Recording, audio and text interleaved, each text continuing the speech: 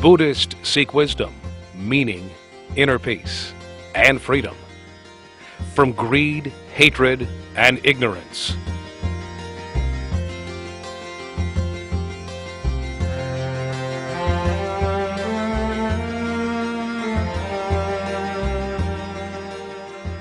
The Buddhist Way of Life.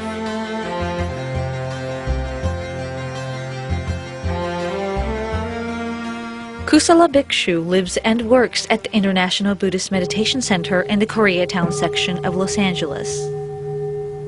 He cares for the grounds and facilitates meditation and discussion groups. May those of us who have come together today... the thing that brought me to Buddhism was the fact that I turned 30. And I knew I'd be dead soon, because everybody over 30 died quickly. Now, I was a child of the 60s. And in the 60s, it was very important to question all authority and not trust anyone over 30. I remember watching a movie called Logan's Run. And in this movie, there was a little crystal put in the palm of your hand. When you turned 30, it started to blink. And they came and arrested you, and then they took you away, and nobody ever saw you again. So nobody in that whole culture was over 30. So I was sort of brainwashed into thinking that once I turned 30, I was very old and I would have to die. Because I was an agnostic, I was born a Lutheran. In high school, I became an agnostic. I didn't know what God was. I bought a book. The book was written by Houston Smith, and the book was called World Religions. And I read that book, and it had a chapter on Buddhism. And that chapter on Buddhism made me get another book, the phone book. And I found a meditation center, which is International Buddhist Meditation Center, where we now are. And so in 1980, I walked through that front door to learn how to meditate. The International Buddhist Meditation Center in Los Angeles was founded in 1970 by Venerable Dr. Thich Thien An, a scholar Zen master from Vietnam. IVMC was one of the 4 original Zen centers founded in the United States to cater specifically to the needs of Western-born Americans. Well, our founder was very clever. Our founder was a Vietnamese monk named Thich Thien An. He came to America in the mid-60s to teach a class at UCLA. His students wanted him to stay on and start a center so they could practice meditation and practice Buddhism. He also started 2 or 3 Vietnamese temples for Vietnamese only. But he started this temple, International Buddhist Meditation Center, for Westerners. And the reason he called it International Buddhist Meditation Center is he wanted all types of Buddhism to practice here. So in the past, we have had Zen Roshis teaching here. We've had Tibetan monks teaching here. We've had Vietnamese monks. We've had Theravada monks who have taught here and lived here. We've had a variety of Buddhism practiced here. So our center, even though it was founded by a Vietnamese monk, is a little Vietnamese, but you'll find also Kuan Yins from Japan. You'll find a statue of Ananda from Sri Lanka. You'll find a variety of Buddhist practices going on here, because he thought that that's the only way it could be established in America. Not to have one kind of Buddhism, but to bring all the Buddhisms together and let the Americans choose which one they wanted to practice. In our tradition, in the Mahayana tradition, we take celibacy. It's part of being a monk. And people who are married oftentimes look at that as being the hard way, but I think that's the easy way.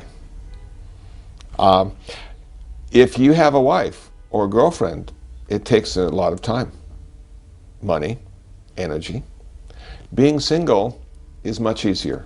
When did you start to feel you want to be single or not getting married? Well, it took me a very long time. It was in my 40s. When I first started studying Buddhism, I was 30, and I felt sorry for the monks.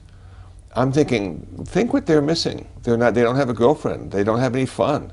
They don't, have a family. And I never want to do that. And as I studied the Dharma, as I studied meditation, as my understanding deepened, I saw that if I didn't have a wife or children or a full-time job, I would have a lot more time to find out about who I was, to find out about Buddhism, and to be of service to others.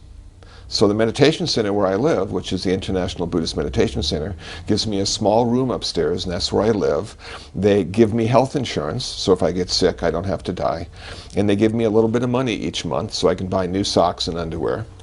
And then that gives me so much more time to go out into the world, to be of service to community. So I'm at UCLA.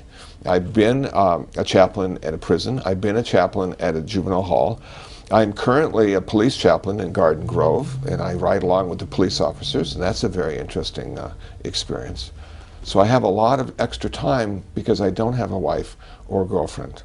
And I don't have a lot of money, so I doubt if any girl would want to go out with me anyway. A lot of Americans are very unhappy. They're working 2 or 3 jobs, they have a wonderful house, and they're still not happy. Something's wrong. And in Christianity, what they say is you'll get your reward after you die. You'll be able to spend the rest of eternity with God or Jesus. And what Buddhism says is you can have a good life right now, in this very present moment. What you need is wisdom and compassion. And the path of Buddhism teaches us how to become wise, how to have an open heart and be compassionate. And this day we are now living becomes the best day of our life. So as a Buddhist, we don't have to wait until we die to be happy. We can do it right now.